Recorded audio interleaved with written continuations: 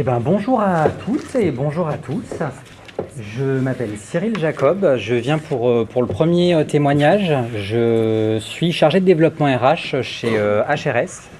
C'est Hydrogène Refueling Solutions.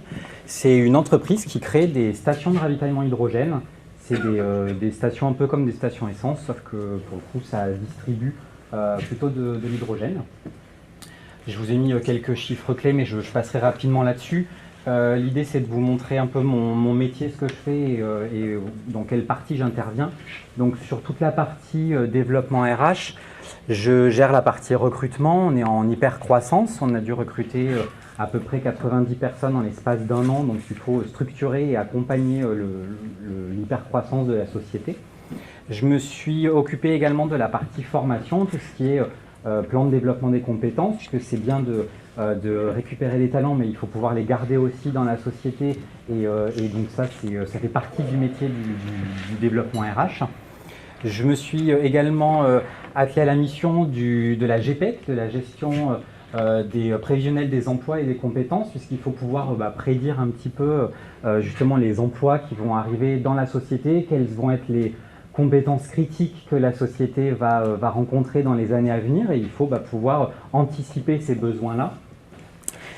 Je me suis aussi occupé de la partie SIRH, système d'information des ressources humaines, c'est-à-dire que lorsque vous arrivez dans une société, il faut pouvoir gérer le quotidien des salariés. Ce quotidien, il se gère via des logiciels informatiques, et c'est les RH qui peuvent notamment s'occuper de cette partie-là. Je me suis également, et je m'occupe des entretiens annuels, des entretiens professionnels, de toute la partie veille juridique qu'on retrouve dans les métiers des ressources humaines. L'idée, c'est que dans les ressources humaines, vous êtes là pour structurer un petit peu la société, accompagner la société, et ça va être par diverses missions qu'on va retrouver tout au long de la vie du collaborateur dans la société. Quand on fait du développement RH, on s'occupe aussi de divers projets. Ça peut être sur tout ce qui est en relationnel avec les situations en handicap. On peut avoir l'égalité homme-femme, les risques psychosociaux, toutes les choses qui vont toucher en fait les collaborateurs au quotidien.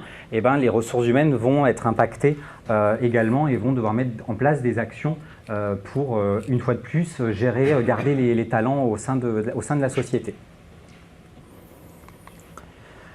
Ensuite, je passe sur mon parcours professionnel et mon parcours de formation. Alors, le mien a été un peu mélangé des deux, parce que j'ai souvent fait de l'alternance pour le coup.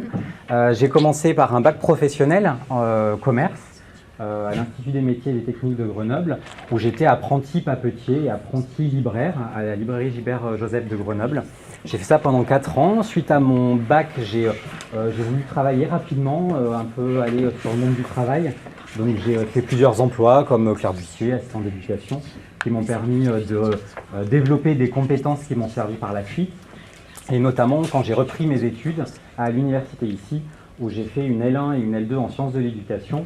Je ne sais pas si potentiellement il y en a le cas ici, mais voilà, c'est là en tout cas le cursus que j'ai suivi, licence 1 et licence 2. Et suite en fait à la licence 2, je ne me voyais pas aller jusqu'au master, et j'avais envie d'avoir un lien avec le monde professionnel, d'avoir le pied, comme on dit souvent en alternance, c'est un pied dans le monde professionnel et puis un pied dans les études. Et du coup, c'est ce que j'ai fait. Donc j'ai fait la licence 3 métiers de la GRH, gestion des ressources humaines, avec lesquels je pourrais échanger avec vous si vous voulez par la suite sur cette licence-là.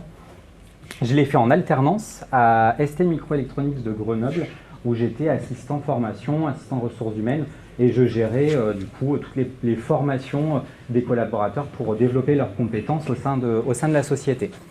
Suite à l'obtention de ma licence avec l'Université de Grenoble-Alpes également, j'ai commencé à travailler, parce que c'était un peu l'objectif. La licence, c'était justement pour arriver très rapidement avec un diplôme, arriver sur le marché de l'emploi et en même temps avoir de l'expérience du coup.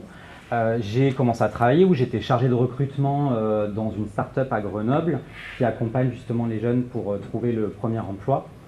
J'ai ensuite été responsable RH dans une entreprise de services numériques qui recrute des profils pour pouvoir les positionner chez des clients. Et je suis donc, comme je vous disais, dans le développement RH depuis un an chez HRS. Pendant cette partie-là, j'ai décidé de faire un master en management des ressources humaines, et je l'ai fait pour le coup en VAE. un autre dispositif de la formation professionnelle que j'ai mobilisé, parce que j'avais pas forcément envie de retourner à l'école. Du coup, j'avais décidé de faire un autre dispositif. Au niveau des compétences qu'on peut utiliser sur la licence, moi je l'ai un peu vu comme une boîte à outils où vous avez un peu plein de compétences que vous allez pouvoir utiliser sur le marché de l'emploi, sur un peu le terrain de jeu quand vous êtes au travail. Et en fait, toutes ces compétences qui vont être sur justement les compétences, le management, le recrutement, la GPEC, etc. En fait, ça va être des compétences que vous allez mobiliser de par votre licence, si vous choisissez la licence RH, c'est des compétences que vous allez mobiliser pour justement aller en fait au quotidien utiliser justement ces compétences-là. Et aujourd'hui, ça fait à peu près 6 à 8 ans que j'ai quitté la licence, et pour le coup, c'est encore des outils que je me sers encore aujourd'hui. J'ai dû mettre en place une GPEC, et j'ai utilisé justement les outils que j'avais eus à l'époque, à l'université, justement sur la GPEC, la gestion prévisionnelle des emplois et des compétences. Donc toutes ces compétences, vous allez les utiliser et vous allez les récupérer, les piocher justement de la licence que vous retrouvez juste ici, celle que j'ai faite. Pour finir, sur les conseils potentiellement que je pouvais vous donner, pour ceux qui souhaitent, il y en a deux. La première, c'est le changement, parce que les entreprises, elles changent sans arrêt. On est sans arrêt sur du changement, on parle d'accompagnement au changement.